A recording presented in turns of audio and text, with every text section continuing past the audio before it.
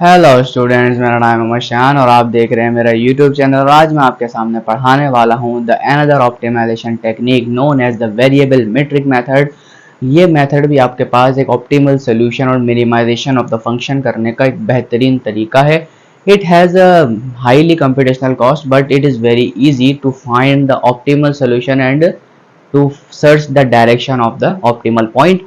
अब बात करते हैं यहाँ पर कि आपके पास जो वेरिएबल मेट्रिक मेथड होता है उसका प्रोसीजर क्या होता है, क्योंकि मैं बहुत सारे मेथड आपके सामने यहाँ पढ़ा चुका हूँ। डेविड ने फ्लेचर पोवेल मेथड पढ़ा चुका हूँ, स्टीपेस्ट डिसेंट मेथड आपको पढ़ा चुका हूँ, कॉजी न्यूटन मेथड पढ़ा चुका हूँ और बहुत सारे मेथड यहाँ पे मैं स्टडी कर चुका हूँ। आप जाके मेरी आई टैब में या डिस्क्रिप्शन में जाकर देख सकते हो, आपको सारे लेक्चर्स मिल जाएंगे। अब बात करते हैं इसके प्रोसीजर की। बहुत ज़्यादा आसान प्रोसीजर है। कहता है कि सबसे पहले आपको वेरिएबल मेट्रिक मेथड के अंदर कोई भी मल्टी वेरिएबल फंक्शन गिवन हो तो आपने क्या करना है, सबसे पहले इनिशियल गैस लेना है, जो कि आपकी मर्जी है, आप कुछ भी ले सकते हो। ये बात मैं आपको हर लेक्चर में बताता हुआ चलता हूँ। इनिशियल गैस लेने के बाद आपने वही जो इनिशियल गैस है उस पॉइंट के ऊपर आपने जो है वो ग्रेडियंट मालूम करना है फंक्शन का। Compute the gradient at the point of x not and have the search direction. सबसे पहले सर्च डायरेक्शन निकालने के लिए आपने क्या करना है, हेशियन मैट्रिक्स एक्स के और डेल एफ एक्स के, मतलब यहाँ पे आपको जो निकालना है वो क्या निकालना है, सर्च डायरेक्शन, और वो इस फॉर्मूले से निकल जाएगा। इनिशियली आपको जो अपना हेशियन मैट्रिक्स रखना है वो आइडेंटिटी मैट्रिक्स रखना है, ये बात आपने नहीं भूलनी है। इसके बाद जो मैट्रिक्स आएगा उसको हम देख लेंगे कैसे निकलता है। फिर आपने क्या करना है, find the step size alpha के। आपने अल्फा के मालूम करना है, हर एक इटरेशन में अलग निकालना पड़ेगा। बाय आपने एक फंक्शन तैयार करना है, कौन सा वाला, एक्स के जो आपका पॉइंट होगा वो, और डी के जो आपने ये वाला चीज निकाली होगी वो, आप इसको ऐसा फंक्शन बना के और उसका function with respect to alpha आपने 0 के बराबर रख देना है। यहाँ से आपकी वैल्यू निकल के आएगी अल्फा की। Alpha is a step size. Step size होने के बाद आपने अपना सोल्यूशन को अपडेट करना है। अपडेट आप कैसे करते हो, एक्स के प्लस 1 एक्स के प्लस अल्फा के इंटू डी के, और आपने चेक करना है कि आपका जो ग्रेडियंट ऑफ द फंक्शन है वो कहाँ जाकर रुकता है, क्या वो ऑप्टिमल सॉल्यूशन तक जाता है या नहीं जाता। अगर आपका सॉल्यूशन चला जाता है तो आपने यहीं पर क्वेश्चन को रोक देना है। अगर नहीं जाता, आपका जो सॉल्यूशन है वो काफी ज्यादा दूर होता है आपके ऑप्टिमल पॉइंट से, तो आपने जो नेक्स्ट हेशियन मैट्रिक्स निकालना है वो बेसिकली दिस फॉर्मूले से निकालना पड़ेगा। अब ये फॉर्मूला आपको याद रखना पड़ेगा। एच के, अब यहाँ पे जो एस के है वो बेसिकली क्या है, the difference between the considered points, and y के will be the difference between the gradients at a point जो कि आप निकाल रहे हो, जो कि आप यहां से कैलकुलेट करोगे और एक यहां से कैलकुलेट करोगे। तो आपने इन दोनों का डिफरेंस लेना है और आपका y के मिल जाएगा। वो आपने सारी वैल्यूज यहाँ पर पुट कर देनी है। पुट करने के बाद आपका सोल्यूशन बहुत आसानी के साथ अपडेट होता जाएगा। और ये मेथड आपने जब तक चलाना है जब तक आपका ऑप्टिमल सोल्यूशन नहीं आ जाता। मे बी आपकी इटरेशंस 1 हो, 2 हो, 3 हो, 4 हो, 5 हो, ऐसा हो पॉसिबल हो सकता है। तो सबसे पहले हम यहाँ बात करते हैं, हमने बात की प्रोसीजर की। प्रोसीजर क्या होता है, अब इसको समझने के लिए हम क्या करेंगे, क्वेश्चन लेके चेक करेंगे और उस क्वेश्चन के ऊपर हम यहाँ पर काम करेंगे और आपको समझ आएगा कि how does the variable metric method works. फटाफट से लिखो, फिर आगे चलते हैं। तो स्टूडेंट्स, आपके सामने क्वेश्चन आ चुका है, इसको फटाफट से हम सॉल्व करने की कोशिश करते हैं कि how the variable metric method works, और इस क्वेश्चन पर अप्लाई करके चेक करते हैं कि भाई ऑप्टिमल सोल्यूशन क्या होना चाहिए। अब मुझे इस फंक्शन को क्वेश्चन कह रहा है कि मिनिमाइज करके बताओ। अब आप क्या कहते हैं, गौर से देख सकते हो, आपका जो फंक्शन है वो एक स्क्वायर की फॉर्म में मौजूद है, और ये फंक्शन सबसे छोटा जब ही हो सकता है जब ये पूरा फंक्शन 0 के बराबर हो जाए, क्योंकि स्क्वायर फंक्शन या तो 0 होता है या तो 0 से बड़ा होता है, छोटा तो होता नहीं है। तो यहाँ पर हमें क्या कहते हैं, एक अजम्पशन साफ साफ नजर आ रही है कि ये मिनिमाइज जब ही हो सकता है जब इसका पॉइंट जो है वो 1,2 हो जाए। देखो यहाँ पर अगर मैं 1 रखता हूँ तो 0 होगा, यहाँ पे 2 रखता हूँ तो 0 हो जाएगा, मतलब पूरा फंक्शन इस पॉइंट पर 0 हो रहा है। अब क्या मुझे वेरिएबल मेट्रिक मेथड निकाल के देता है ये पॉइंट, ये बात हमने चेक करनी है। तो आइए सबसे पहले हम इस्तेमाल करते हैं अपने इनिशियल गैस का। मैंने कहा सोल्यूशन, मैंने कहा आपके पास जो इनिशियल गैस है, मैंने कहा वो मान के चलता हूँ x0 है। x0 मैंने आपके सामने क्या ले लिया, 0,0 ले लिया। मैं फिर कह रहा हूँ आपकी मर्जी है, कुछ भी ले सकते हो, बट ध्यान रहे कि छोटा हो तो ज्यादा आसानी रहती है। तो सबसे पहले आपने क्या ले लिया, ये ले लिया। लेने के बाद आपने क्या करना है, find the gradient of a function with respect to the point. अब पॉइंट पे आपने निकालना है, तो मैं यहाँ पर पॉइंट जो है वो एक्स नॉट लेकर चलता हूँ, आपको ग्रेडियंट निकालने के बाद पुट करके दिखाऊंगा। तो सबसे पहले ग्रेडियंट फाइंड करते हैं। तो बेटा x1 के रिस्पेक्ट में सिर्फ डेरिवेटिव क्या आने वाला है 2x1 माइनस 1, और यहाँ पे क्या आने वाला है बेटा 4 टाइम्स x2 माइनस 2, और इसका ग्रेडियंट इसके अलावा और कुछ नहीं आएगा। अगर मैं x नॉट मतलब 0 0 पुट करता हूँ इस जगह पे, तो आपका जो ग्रेडियंट है यहाँ से आप चेक कर सकते हो निकल क्या आएगा बेटा -2 -8 आ जाएगा। और आप यहाँ से देख सकते हो आपने क्या करा, x1 और x2 की जगह क्या पुट किया 0 0 पुट कर दिया। पुट करने के बाद आपके पास जो नेक्स्ट जो डायरेक्शन चलती है वो क्या होती है, minus Hessian matrix of k and nabla of f x not हो जाएगा। यहाँ पे आपको नॉट रखना पड़ेगा। जब मैं नॉट रखता हूँ तो यहाँ पे भी आपके पास क्या आएगा डी नॉट।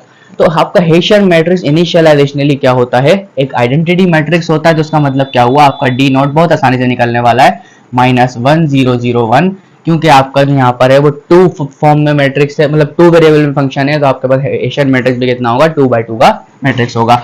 अब मैं नेबुला के की वैल्यू रखता हूँ, कितने आएगी बेटा -2 -8 आ जाएगी। इसका मतलब साफ नजर आ रहा है कि आपका जो डी नॉट है इसकी वैल्यू कितनी होनी चाहिए बेटा 2 और 8 होनी चाहिए, क्योंकि यहाँ पे आप 1001 से मल्टीप्लाई करोगे तो यहाँ पे कोई फर्क नहीं पड़ेगा, क्योंकि आइडेंटिटी मैट्रिक्स से मल्टीप्लाई करने के बाद कोई फर्क नहीं पड़ता, और माइनस से मल्टीप्लाई करूंगा दोनों माइनस खत्म हो जाएंगे, आंसर आएगा बेटा डी नॉट इक्वल्स टू 2 और 8 आ जाएगा।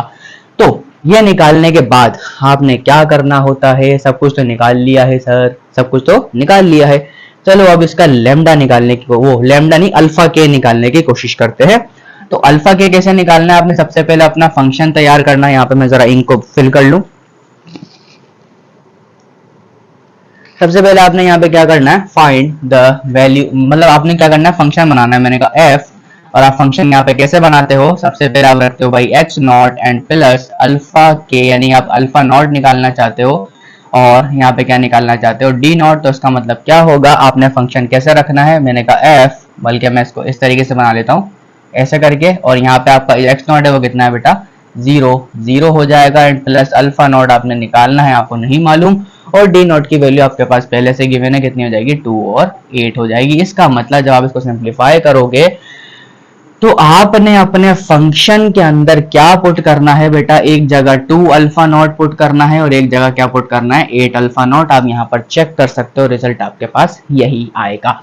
तो ये उठा के पुट कर दो इस फंक्शन के अंदर, तो इसका मतलब साफ है कि भाई ये पुट करने के बाद आपके पास क्या होगा, जो x1 है उसकी डायरेक्शन कितनी हो जाएगी बेटा 2 अल्फा नॉट -1 का whole square and positive 2 times 8 alpha naught -2 का होल स्क्वायर, यही हो जाएगा बेटा। अब इसको सिंप्लीफाई करते हैं, देखते हैं क्या रिजल्ट बनता है। मैंने कहा देखो 2 अल्फा नॉट का होल स्क्वायर -1, तो ये फंक्शन तो मैंने पुट कर दिया, लेकिन अब इस मुझे क्या करना पड़ता है, इसका डेरिवेटिव निकाल के 0 करना पड़ेगा। तो मैं क्या बोलता हूं, मेरा फंक्शन का derivative with respect to the alpha naught is nothing but equal to 0। तो मैं क्या करूंगा, इसका डेरिवेटिव निकालूंगा, तो कितना आएगा 2 टाइम्स 2 एंड 2 अल्फा नॉट -1 हो जाएगा।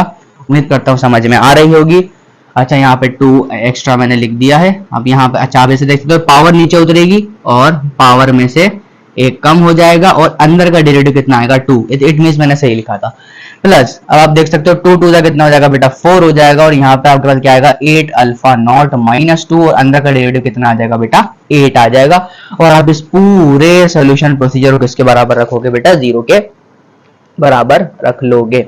तो उम्मीद करता हूं यहाँ तक आपको समझ में आ रहा होगा। अब यहाँ पे 0 के बराबर रखने से क्या होता है, जरा कैलकुलेट करके चेक करते हैं। मैंने कहा 4 टाइम्स कितना हो जाएगा बेटा 2 alpha naught -1 and positive 4 8 4 32 32 into 8 alpha naught -2 nothing but equal to 0। अब यहाँ देखो कितना हो जाएगा बेटा 8 alpha naught -4 is nothing but equal to 256 alpha naught -32, 2 का कितना हो जाएगा बेटा 64 हो जाएगा। इट मींस 256 तो प्लस 8 करूंगा तो कितना हो जाएगा बेटा 264 alpha naught is nothing but equal to 64, और 4 को ऐड करूंगा कितना हो जाएगा 68। It means alpha naught is nothing but equal to 68 divided by 264। तो यहाँ पे आपके पास जो अल्फा नॉट यानी कि जो आपका स्टेप साइज आएगा वो मैंने यहाँ पर कैलकुलेट किया हुआ है। आपका स्टेप साइज आएगा बेटा 0.2576, कितना आएगा 0.25257 एंड 6। तो ये आपका क्या निकल के आ गया बेटा, स्टेप साइज निकल के आ गया। स्टेप साइज के बाद हम क्या करते हैं, अपनी सर्च डायरेक्शन को चेक करते हैं। भाई मैंने क्या बोला, x1 बराबर हो जाएगा बेटा x not plus alpha not into D not. तो मैं अपना x1 निकालने की कोशिश करता हूँ। तो x नॉट की वैल्यू मैंने कितनी रखी थी, 0 0 रखी थी, एंड प्लस अल्फा नॉट की वैल्यू मैंने क्या रखी थी, 0.2576 आई थी, और डी नॉट की वैल्यू मेरे पास कितनी आई थी, 2 और 8 आई थी। तो इट मींस मेरा जो x1 का जो रिजल्ट होगा वो कितना आने वाला है बेटा, यहाँ पे मैंने कैलकुलेट कर रखा है, यहाँ पे आपको दिखा देता हूँ। इसका रिजल्ट आएगा आपके पास 0.5152 एंड अगेन 2.0608। तो ये आपके पास क्या आ जाएगा बेटा, x1 पॉइंट आ जाएगा। उम्मीद करता हूँ यहाँ तक आपको इस तरीके समझ में आ गया होगा। फिर हम चलते हैं नेक्स्ट प्रोसीजर की तरफ, जल्दी से लिख लो यहाँ तक। तो स्टूडेंट्स उम्मीद करता हूँ लिख लिया होगा। अब आगे की तरफ यहाँ पर मूव करने की कोशिश करते हैं। अब देखो जब आपका x1 पॉइंट यहाँ पर आ चुका है, तो मैंने क्या बोला था, आपका जो पॉइंट आना चाहिए 1,2 के लगभग आना चाहिए, लेकिन ये बहुत ज्यादा उससे दूर है। ये वाला तो आप चलो समझ सकते हो 2 पॉइंट में आ गया, लेकिन 0.5 मतलब काफी ज्यादा दूर है। तो मतलब हमें एक और इटरेशन की हेल्प लेनी पड़ सकती है। अब मैं यहाँ पर जो है वो आपके पास डेल एफ ऑफ x1 निकाल के चेक कर लेता हूँ। यहाँ पे बेटा कितना आएगा, 2 टाइम्स x1 की वैल्यू आप यहाँ से उठा के रखो बेटा, कितना आएगा 0.5152 आ जाएगा -1, और यहाँ पे 4 टाइम कितना आ जाएगा बेटा, 2.0608 -1, बल्कि हाँ माइनस का 2 हो जाएगा। और मतलब यहाँ पर आपके पास जो डेल एफ ऑफ x1 की वैल्यू आएगी वो बेटा कितनी आएगी, यहाँ पे आपको कैलकुलेटर का इस्तेमाल करना पड़ेगा। यहाँ से आपके पास आएगी बेटा -0.9696 एंड अगेन 0.24 एंड 32। तो ये आपके पास वैल्यू आ जाएगी x1 की। अब आपने क्या करना होगा, अगेन हेशियन मैट्रिक्स का निकालना पड़ेगा ताकि हमें फर्दर हेशियन मैट्रिक्स मिल सके। तो हेशियन मैट्रिक्स आपने कैसे निकाला था, कुछ आपको याद है कि फॉर्मूला आपको पता होना चाहिए, HK + 1 is nothing but equal to HK and plus SK into SK का ट्रांसपोज डिवाइडेड बाय, फॉर्मूला आपके पास क्या था, SK का transpose again and YK and positive sign और negative sign, Hessian matrix order of K and YK into YK का transpose and Hessian matrix of K divided by YK transpose and Hessian matrix of K and YK आपके पास ये निकालना आपको पड़ेगा। तो ये basically आपको फॉर्मूला याद रखना पड़ेगा, मैंने तो यहाँ पर ऐसे लिख लिया। अच्छा जी, अब सारी चीजें मैंने आपको बता रखी थी। सबसे पहले हम कैलकुलेट करेंगे यहाँ पर SK। अब SK को कैलकुलेट करने के लिए क्या करना पड़ेगा, तो सबसे पहले मैं S नॉट को कैलकुलेट करता हूँ। It means S not is nothing but the difference between x1 minus x not. तो बेटा कितना आएगा, x1 माइनस x नॉट करूंगा तो मेरे पास बेटा कितना आ जाएगा, यहाँ पे देख सकते हो x नॉट कितनी थी बेटा, 0.51 एंड 52 एंड अगेन आपको कितनी आ रही है, 2.0608 एंड अगेन हमारा जो x नॉट था वो कितना था, 0,0 था। तो यहाँ पे आपके पास जो S नॉट की वैल्यू आएगी वो अगेन बिल्कुल सेम आ जाएगी, कितनी आएगी बेटा, 0.51 एंड 52 एंड अगेन 2.0608 आ जाएगी। उम्मीद करता हूँ समझ में आ रहा होगा। S नॉट आपने निकाल लिया। अब यहाँ पे हम क्या निकालेंगे बेटा, Y नॉट निकालेंगे। तो हाँ यहाँ पे हम क्या निकालेंगे, Y नॉट निकालेंगे। तो Y नॉट कैसे निकलता है, the difference between the gradients. अब आपके पास ग्रेडियंट्स कौन कौन सा आया था, ये बात याद रखने वाली है। देखो सबसे पहले क्या आया था, इट मींस क्या होगा हमारे पास, del of x1 minus del of x not हो जाएगा। तो मैं यहाँ पे आराम से निकाल सकता हूँ। डेल ऑफ x1 की वैल्यू बेटा कितनी आई थी, माइनस का 0.9696 आई थी, आगे कितना है बेटा 0.24 एंड 32 एंड माइनस करूंगा किसके साथ बेटा, इस वाले के साथ। डेल ऑफ x नॉट कितना आया था, ये वाला, तो -2 एंड -8 आ जाएगा। तो इट मींस आपका जो y नॉट की वैल्यू आएगी वो यहाँ पर कुछ कैलकुलेटर से कैलकुलेट करने पर कुछ ऐसी आएगी। रिजल्ट आएगा बेटा 1.304 और 8.24 एंड 32। ये आपके पास y नॉट भी निकल कर आ चुका है। इट मींस अगर y नॉट निकल कर आ चुका है तो मैं अपने सारी डायरेक्शंस के अंदर एक काम कर सकता हूँ। तो ये मेरा फॉर्मूला है, मुझे सारी चीजें निकाल कर आराम से दे सकता है। तो मैं फटाफट से पुट करता हूँ। मैंने कहा आपके पास जो है वो H1 जो मैट्रिक्स होगा वो कितना आ जाएगा, यहाँ पे H नॉट की वैल्यू कितनी होती है बेटा, 1001 होती है। इनिशियलाइजेशन आपको यही करना है। SK की वैल्यू जो आपने S नॉट रखी है, क्योंकि यहाँ पे जब आप K की जगह 0 रखोगे तो सारी चीजें क्या हो जाएंगी, नॉट नॉट में चेंज हो जाएंगी और 1 आपके पास यहाँ पर आ जाएगा। यहाँ पे मैं लिख देता हूँ for for k is equal to 0। तो k इज इक्वल टू 0 के लिए बात करते हैं, तो मैंने कहा यहाँ पे कितना आ जाएगा प्लस, और s k की वैल्यू आप यहाँ से देख सकते हो, यानी कितनी आ जाएगी, ये आ जाएगा आपके पास 0.51 एंड 52, या कितना आ जाएगा 2.0608 हो जाएगा। और इसी का ट्रांसपोज आप लोगे बिल्कुल सेम तरीके से, तो मैंने यहाँ पे कॉलम मैट्रिक्स में लिखा है, तो आप इसको ऐसे लिख सकते हो 0.5152 एंड अगेन यहाँ पे कितना आ जाएगा 2.06 एंड 08 आ जाएगा। आप इसको डिवाइड करोगे, एस के का ट्रांसपोज एंड वाई के का ट्रांसपोज, इट मींस ये वाली टर्म आपके पास दोबारा सेम आ जाएगी 51 एंड 52 एंड 2.0608 हो जाएगी। और वाई के आपके पास निकल कर आ चुका था, ये वाला कितना हो जाएगा बेटा 1.304 एंड 8.24 एंड 32। तो आपने ये चीजें भी कैलकुलेट कर लेनी है। करने के बाद आपने क्या करना है जरा सा मैं आपको दिखा देता हूं। अभी हमने जो है वो तकरीबन आधा से क्वेश्चन किया है। अब आधा क्वेश्चन करने के बाद जो चीजें मैंने यहाँ पर पुट की थी मैं उसको यहाँ पर कैलकुलेट कर लेता हूं। फटाफट से इसको यहाँ मिटा देते हैं और आगे की तरफ मूव करते हैं।